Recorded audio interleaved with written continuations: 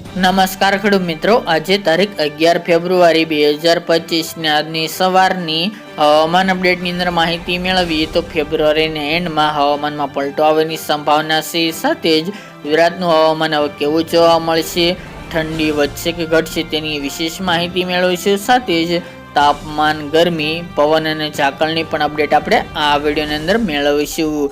ચેનલમાં નવા હોય તો ચેનલને સબસ્ક્રાઇબ કરી નાખજો અને વિડીયોને લાઈક આપીને તમામ ખેડૂત ભાઈઓને શેર કરી દેજો. હાલ ગુજરાતનું હવામાન એકંદરે સાવ ચોખ્ખું અને શુષ્ક રહેવાની સંભાવના રહેલી છે.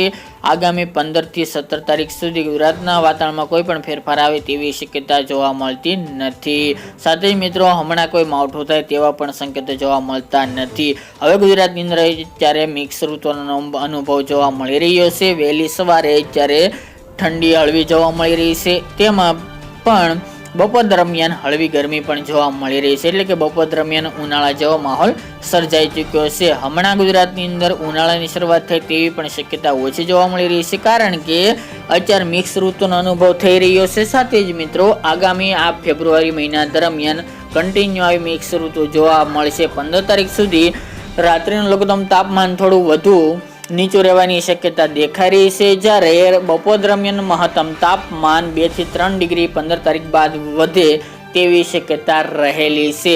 પરંતુ મિત્રો, જ્યાં સુધી 35 ડિગ્રી ઉપર તાપમાન નહીં જાય ત્યાં સુધી ગુજરાતની અંદર ઉનાળાની શરૂઆત નહીં જોવા મળે. આમ જોવા જઈએ તો માર્ચ મહિના સુધી ગુજરાતમાં શિયાળો લાંબો ચાલવાનો છે. આપણે પહેલા પણ જણાવ્યું હતું કે શિયાળો લાંબો રહી શકે છે. સાથે જ મિત્રો, હમણાં લઘુત્તમ તાપમાન પણ નોર્મલ કરતાં નીચું ચાલી રહ્યું છે. તે મુજબનું હજુ પણ આગામી 5-7 દિવસ જોવા મળે તેવી શક્યતા રહેલી છે. અત્યારની વાત કરીએ તો હજુ પણ નલિયા જેવા ભાગોની અંદર સારી એવી ઠંડી જોવા મળી રહી છે. 9 ડિગ્રી આસપાસ ત્યાં તાપમાન જોવા મળી રહ્યું છે. એ સિવાય રાજકોટ, અમરેલીમાં પણ તાપમાન 13-14 ડિગ્રી ચાલી રહ્યું છે. ઉત્તર ગુજરાતની અંદર તમામ જિલ્લાઓની અંદર તાપમાન 10 થી 12ની રેન્જમાં હજી જોવા મળી રહ્યું છે. ત્યાં ઠંડીનું પ્રમાણ વધુ જોવા મળી રહ્યું છે. ઉત્તર ગુજરાત અને કચ્છના ભાગોની અંદર, મધ્ય પૂર્વની અંદર પણ તાપમાન 10 થી 15ની વચ્ચે જોવા મળી રહ્યું છે. આમ જોવા જઈએ તો નોર્મલ તાપમાન 18 ડિગ્રી ગણી શકાય, પરંતુ હમણાં તાપમાન નોર્મલ કરતાં નીચું જોવા મળશે. જ્યારે બપોરનું તાપમાન 30 ઉપર ચાલી રહ્યું છે, અમુકમાં 29 આસપાસ જોવા મળી રહ્યું છે. આગામી દિવસમાં તેમાં પણ 2 થી 3 ડિગ્રીનો વધારો જોવા મળશે. પવનની ગતિ સામાન્ય જોવા મળશે. હમણાં પવનની દિશા પણ બદલાય તેવી સંભાવના નથી. તે સિવાય મિત્રો, ઝાકળ વરસાદનું અત્યારે પ્રમાણ જોવા મળી રહ્યું છે.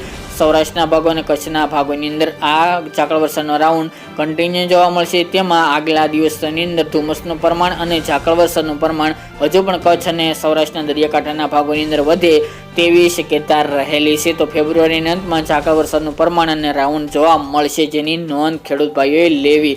બાકી મિત્રો, વધુ અપડેટ આગામી દિવસમાં જણાવતા રહીશું. આ તે મિત્રો આજની વહેલી સવારની અપડેટ.